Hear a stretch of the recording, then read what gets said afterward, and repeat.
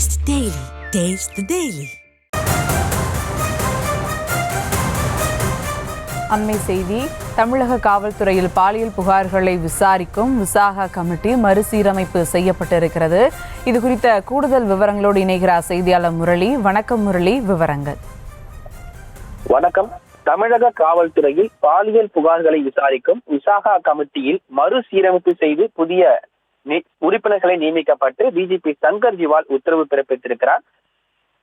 சென்னை வடக்கு மண்டல போக்குவரத்து இணை ஆணையராக இருந்த மகேஷ்குமார் கடந்த சில தினங்களுக்கு முன்பு பாலியல் புகார் தொடர்பான ஒரு புகாரில் சிக்கியிருக்கிறார். இந்த புகாரின் அடிப்படையில் மகேஷ்குமார் தற்காலிக பணியிடம் நீக்கம் செய்யப்பட்டு உத்தரவு பிறப்பிக்கப்பட்டிருக்கிறது. இந்த உத்தரவை அடுத்து இந்த விவகாரம் தொடர்பாக விசாகா கமிட்டி அமைத்து விசாரிக்க வேண்டும் என டிஜிபி சங்கர் ஜிவால் உத்தரவு பிறப்பித்திருந்தார். அதன் அடிப்படையில் டிஜிபி சீமா அகர்வால் பெண் ஐபிஎஸ் அதிகாரியாக இருக்கக்கூடிய தலைமையில் தான் இந்த குழுவானது செயல்பட்டு வருகிறது.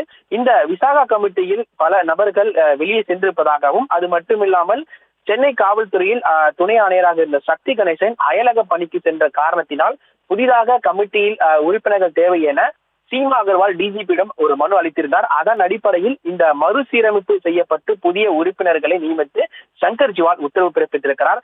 அதன் அடிப்படையில் இந்த விவகாரத்தில் கூடுதல் ஆணையர் கபில்குமார் சரட்கர், தலைமையக ஐஜி, அதே போன்று சாமுண்டீஸ்வரி மற்றும் சண்முகப்பிரியா, அதே போன்று தலைமையக அதிகாரி ரவிச்சந்திரன் மற்றும் சர்வதேச நீதிக்குழு மேலாண்மை அதிகாரி லொரேட்டா ஜோனா ஆகியோர் நியமித்து தற்பொழுது இந்த உத்தரவை பிறப்பித்திருக்கிறார். இந்த விசாகா கமிட்டியை பொறுத்தவரை ஐபிஎஸ் அதிகாரிகளை விசாரிப்பதற்கும், அதே போன்று பல்வேறு சர்ச்சைகளில் சிக்கக்கூடிய நபர்களை இவர்கள் விசாரணை செய்து ஒரு அறிக்கையாக சமர்ப்பிப்பார்கள். இந்த அறிக்கை அடுத்துதான் தமிழக டிஜிபி அவர்கள் அடுத்த கட்ட நடவடிக்கை எடுத்து செல்வார். இந்த நிலையில் தான் புதிதாக இந்த விசாகா கமிட்டியில் உறுப்பினர்களை சேர்த்து தற்பொழுது டிஜிபி சங்கர் ஜிவால் உத்தரவை பிறப்பித்திருக்கிறார். Sofa,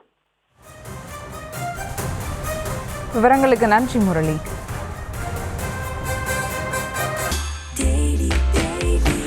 Taste the Daily. Taste the Daily.